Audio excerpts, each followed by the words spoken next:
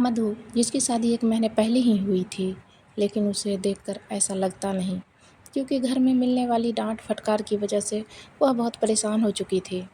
इस बारे में वह किसी को बता भी नहीं सकती थी, लेकिन उसकी सबसे बड़ी हमदर्द कोई और नहीं बल्कि उसकी सास थी। वैसे तो कई बार सास को सही नहीं माना जाता, लेकिन इस बार मधु की सास ने उसका बखूबी साथ दिया। एक दिन मधु खाना बना रही थी। मधु का पति सुमित, तुमने खाना बनाना सीखा भी है या नहीं? कोई भी खाना सही से नहीं बना पाती हो, एकदम स्वाद ही नहीं आता। शर्मा जी की पत्नी को देखो, एक से एक डिश बना लेती है। मधु, क्या कमी रह गई है खाने में? आप मुझे बता दीजिए, मैं ठीक कर दूंगी।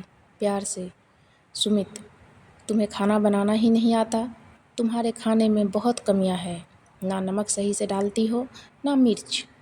ऐसा बोलकर सुमित खाना छोड़कर खड़ा हो जाता है और अपने कमरे में चला जाता है। दूर से ही मधु की सास यह सब देख रही थी और मन ही मन उन्हें पश्चाताप हो रहा था। आखिर उन्होंने अपने बेटे को औरत की इज्जत करना क्यों नहीं सिखाया? लगभग 1 हफ्ते के बाद रात को सुमित और उसके पापा बैठकर ड्रिंक करते हैं, जिसे देखकर माँ कहती है, आप लोग क्या कर रहे हैं? पहले की बात और थी, लेकिन अब तो घर में बहू आ गई है, यह करके घर की शांति भंग ना करें। सुमित के पापा गुस्सा करते हुए, तुम्हें कौन सा घर संभालना आता है कि तुम चली घर की जिम्मेदारी उठाने? चुपचाप यहाँ से चली जाओ। यह बातें सुमित की माँ को अच्छी नहीं लगती, क्योंकि अब घर में बहू के आने से माहौल सही रहना ज़रूरी है। कई बार ऐसा होता था कि ड्रिंक करने के बाद सुमित और उसके पिताजी को होश ही नहीं रहता और दोनों अस्त व्यस्त पड़े रहते। दूसरे कमरे से ही छिपकर मधु यह सब देख रही थी और अब वह समझ चुकी थी कि इस घर में औरतों की कोई इज्जत नहीं है। एक दिन जब मधु के पति और ससुर अपने अपने काम की वजह से घर से निकले हुए थे, उस समय धीरे से मधु सास के पास बैठकर बोलती है, आज के समय में औरतों को भी इज्जत मिलनी चाहिए जो मर्दों को मिलती है, लेकिन कभी कभी ऐसा हो नहीं पाता।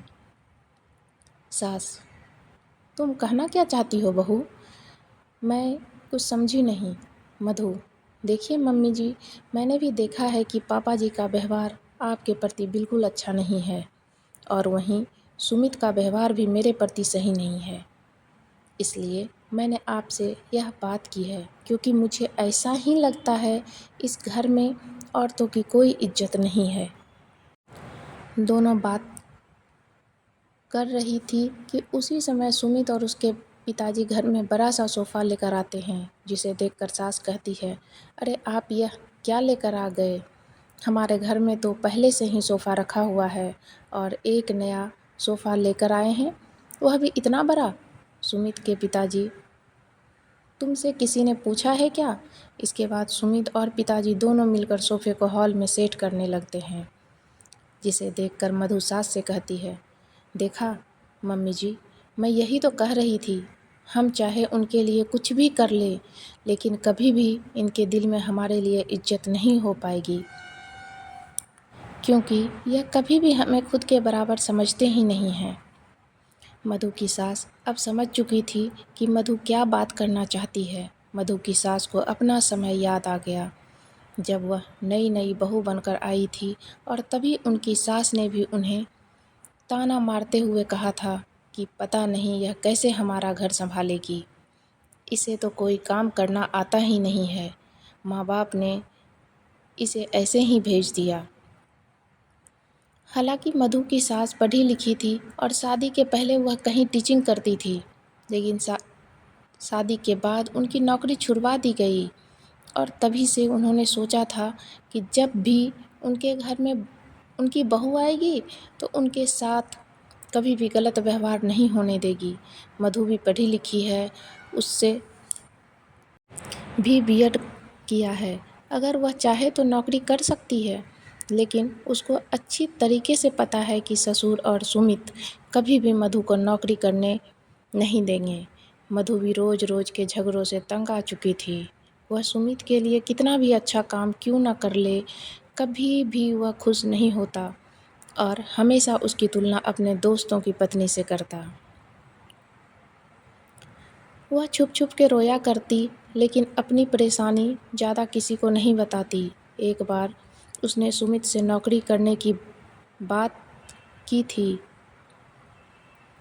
लेकिन उसने तो मना ही कर दिया था।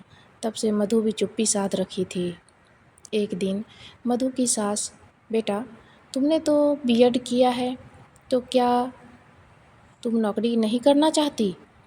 मधु घबराते हुए, हाँ मम्मी जी, मैंने बीएड इसलिए किया था ताकि मैं नौकरी कर सकूं और अपने परिवार का ख्याल भी रख सकूं। मेरे पापा मम्मी भी यही चाहते थे, लेकिन सुमित को यह अच्छा नहीं लगता। 2 दिन बाद मधु की सास, बेटा तुम काम छोड़ दो, मैं कर लूँगी।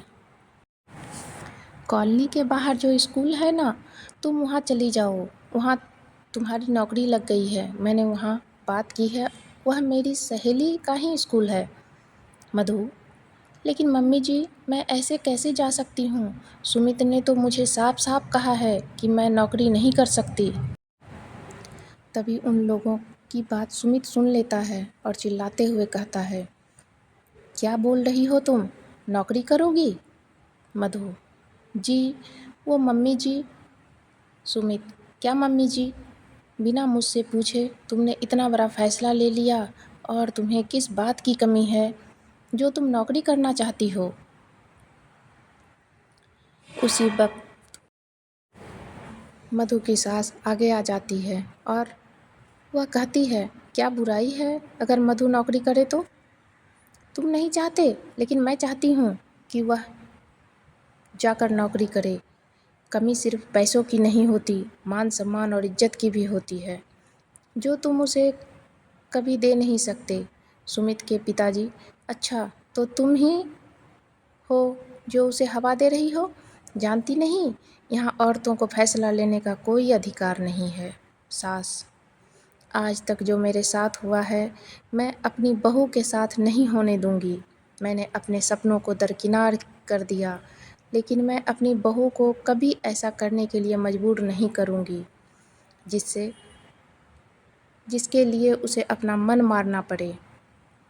मैं देखती हूँ उसे नौकरी पर जाने से कौन रोकता है। और मधु नौकरी करने लगी और धीरे धीरे उसके अंदर आत्मविश्वास पैदा हो गया। धीरे धीरे उसके पास पैसे आने लगे, जिसको वह अपनी सास को देने लगी, क्योंकि आखिरकार सास की वजह से ही वह नौकरी कर सकी। कुछ ही दिनों के बाद सुमित का बिजनेस सही तरीके से नहीं चल रहा था, जिससे वह परेशान रहने लगा, और उसकी परेशानी की वजह से वह ठीक से खाना भी नहीं खाता था। मधु घर आकर तरह तरह के पकवान बनाती, लेकिन सुमित का मन नहीं लग रहा था। एक दिन सुमित ने मधु से कहा, मैंने हमेशा तुम्हारा अपमान किया, कभी भी तुम्हारा साथ नहीं दिया, इसलिए आज मेरे साथ ऐसा हो रहा है कि अब मेरा काम ठप पड़ चुका है। समझ में नहीं आता कि घर कैसे संभालूं। बस उसी समय सुमित की माँ पैसे लेकर आती है और उन्हें सुमित को देती है। यह वही पैसे हैं जो मधु अपनी सैलरी के रूप में अपनी सास को देती है, जिसे देखकर सुमित के आंखों में आंसू आ जाते हैं और सुमित के पिताजी भी भावुक हो जाते हैं। पिताजी, सुमित की माँ, तुम भी कभी नौकरी करना चाहती थी, लेकिन मैंने कभी साथ नहीं दिया, और आज वही सब मैंने अपने बेटे को भी दिखाया। लेकिन तुम्हारी बदौलत हमारी बहू आज अपने पैरों पर खड़ी है और हमारे लिए मेहनत कर रही है। जो वह कर सकती है, मुझे अपनी बहू पर गर्व है। मधु, मुझे तो इस बात की खुशी है कि आप दोनों की नज़रों में मेरी और मम्मी जी की भी इज्जत बराबरी से हो रही है, जिसे हम हकदार हैं। पिताजी, हाँ बहू, तुमने और तुम्हारी सास ने हमेशा घर की परिस्थिति के अनुसार खुद को ढाल लिया, लेकिन हमने तुम्हें कभी भी सही नहीं माना। हो सके तो हम दोनों को माफ़ कर देना।